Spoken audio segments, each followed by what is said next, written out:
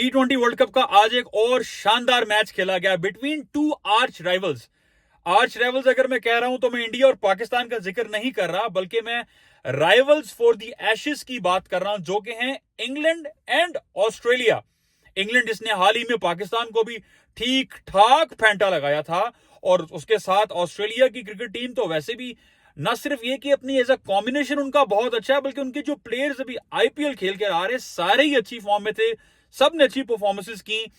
और ऑस्ट्रेलिया ने यह साबित किया कि इंग्लैंड क्रिकेट टीम तुम पाकिस्तान को तो फेंटा भी लगा सकती हो और उनके अगेंस्ट जीत भी सकती हो और स्पिन वेब भी क्रिएट कर सकती हो, बट नॉट अगेंस्ट ऑस्ट्रेलिया, क्योंकि ऑस्ट्रेलिया ने पहले बैटिंग करते हुए 201 रन ऑन बोर्ड किए बारबाडोस में 201 रन इस T20 वर्ल्ड कप की 200 से जायद पहली इनिंग्स थी। बहुत ही अटैकिंग क्रिकेट खेलते दिखाई दी ऑस्ट्रेलियन टॉप ऑर्डर, क्योंकि ऑस्ट्रेलिया की किताब में पर्सनल माइलस्टोन्स शायद हैं ही नहीं। अगर आप उनके टॉप 5 बैटिंग में देखें तो तमाम ही प्लेयर्स लेस देन 50 रहे, बट तमाम का स्ट्राइक रेट किसी का 200 से प्लस था। डेविड वार्नर की मैं जिक्र कर रहा हूं, किसी का 170 प्लस था, किसी का 150-60 प्लस था। और टॉप ऑर्डर में ट्रेविस हेड मौजूद थे, उनके पास वार्नर मौजूद थे, उनके पास उनके कैप्टन मिचेल मौजूद थे, फिर नीचे मैक्सवेल मौजूद थे, स्टॉइनिस मौजूद थे, टिम डेविड भी नीचे थे, मैथ्यू वेड भी। तो एक बहुत बड़ा बैटिंग लाइनअप T20 के लिए, तो उनको पता था एंड दे स्ट्रांगली बिलीव कि ये इंडिविजुअल्स की गेम नहीं, इट्स अ टीम गेम और सबको अटैक करना है ऑन ओपोजिशन पर उन्होंने ऐसा अटैक किया। इंग्लैंड की बॉलिंग जो एक अच्छी बॉलिंग कही जाती है, मोइन अली से उन्होंने स्टार्ट लिया, ऑल्दो मोइन अली ने विकेट जरूर दिलाई पर उन्होंने उन पर अटैक किया। विल जैक्स को तो उन्होंने बिल्कुल भुला दी बॉलिंग के, भाई ये T20 फॉर्मेट है, जरा साइड पे बैठो, अभी बच्चों का काम नहीं। सिर्फ एक बॉलर और there is a reason England उस पर रिपीटेडली इन्वेस्ट कर रहा है, वो था जोफ्रा आर्चर ने कंटेन भी करके दिया, इकोनॉमी भी अच्छी थी, स्ट्राइक भी लेके दी, and he look absolute aggressive. वो दिखा रहा था कि मेरा कमबैक है, I want to win the game for my nation. और उसके अलावा आई थिंक जो बाकी, आपको जॉर्डन एक एक्सपीरियंस T20 बॉलर है, लेकिन कोई खातिर में नहीं रखा उन्होंने। आदिल रशीद अगर पाकिस्तान की टीम होती तो शायद वो ना सिर्फ 2-3 आउट करके देता, बल्कि 6-7 की इकोनॉमी से फ्लिपर गुगलियां करके साइड भी हो जाता। बट ऑस्ट्रेलिया कहता है कि ठीक है, शायद एशियन बैट्समैन स्पिनर के अगेंस्ट ज्यादा अच्छा खेलते हैं, लेकिन आज नहीं, क्योंकि आज उन्होंने जिस तरीके से आदिल रशीद को ट्रीट किया अगेंस्ट, उन्होंने स्वीप पे खेला, उसको कट पे रखा, हल्का सा बॉल छोड़ा, सामने स्क्रीन पे छक्के मारे। That's how you should treat spinners in T20 format. शानदार। मैं कहता हूं जितनी भी तारीफ की जाए ऑस्ट्रेलियन बैटिंग लाइनअप की, जिस माइंडसेट के साथ आए, जो उनकी एग्रेसिव अप्रोच और उनकी जो बॉडी लैंग्वेज थी as a batsman, they were aggressive. वो नजर आ रहा था कि उनके अंदर फाइटिंग स्पिरिट है। ये फाइटिंग स्पिरिट हम ढूंढते हैं पाकिस्तान क्रिकेट टीम में, जो हमें नहीं दिखाई दे रहा, क्योंकि हमारा ओपनर गिरता है तो मिडिल ऑर्डर तो हमारा है ही नहीं। अटैक करना तो दूर की बात, हम एक गिरता है तो 20-25 पर 3 गिर जाते हैं। खैर, पाकिस्तान पर बाद में बात करेंगे। इंग्लैंड की बॉलिंग की बात होगी, सबको फेंटा लगा, पर इंग्लैंड ने जब बैटिंग स्टार्ट की तो जॉस बटलर, देखे नाम तो है, और नाम दुनिया के क्रिकेट में ऐसे नहीं बन जाता। जॉस बटलर ने और फिल सॉल्ट ने जो ओपनिंग स्टैंड दिया, वो बिल्कुल नेक टू नेक मैच चल रहा था। कभी भी ऐसा नहीं था पहले 8-10 ओवर्स में, 7-8 ओवर्स में, कि इंग्लैंड बैकफुट पर है, नहीं। लेकिन जैसे ही फिल सॉल्ट को एडम जाम्पा ने बोल्ड किया, very first ball as a leg spinner, हमारे लेग स्पिनर्स को भी इनसे सीखना चाहिए।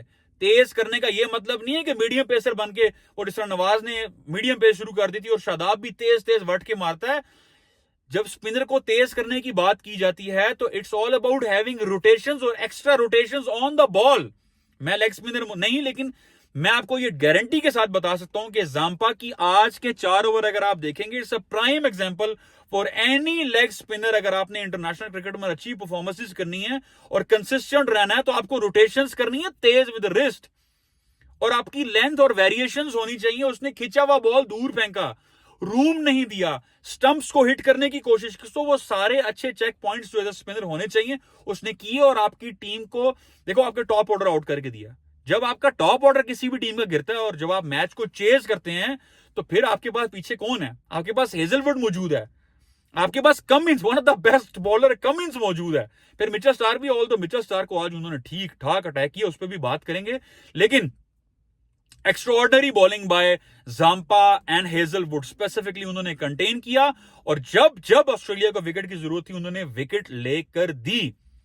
और इंग्लैंड ना सिर्फ ये कि 201 रन को चेज कर रहा था, बल्कि ओपनर्स के गिरने के बाद पूरे मैच को चेज ही करता रह गया और मौका नहीं दिया ऑस्ट्रेलियंस ने।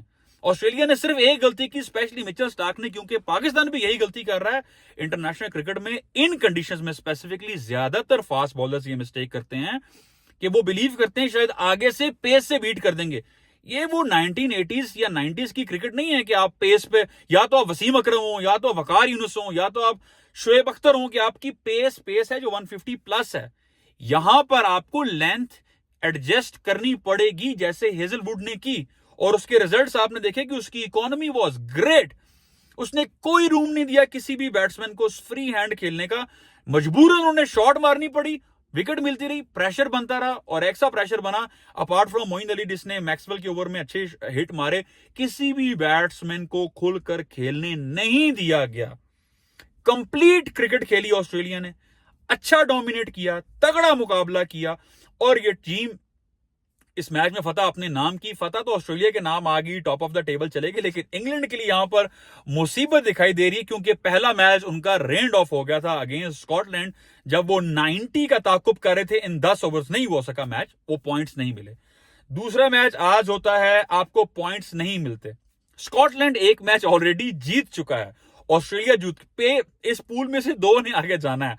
तो इंग्लैंड के लिए सिचुएशन टफ होती जा रही है, बट आने वाले मैचेस में यू नेवर नो कहां पर क्या अपसेट हो जाए। T20 फॉर्मेट है, विकेट्स ऐसी हैं, बिहेवियर विकेट का ऐसा है कि it's very very hard to predict anything at the moment. But congratulations to Australia, you deserved the win, you played extraordinary cricket. और वर्ल्ड कप के जो है ना वो स्पाइस ऐड होता जा रहा है। पाकिस्तान इंडिया का मैच भी, उस पर भी बात करेंगे। आज के लिए इतना ही, थैंक यू सो मच।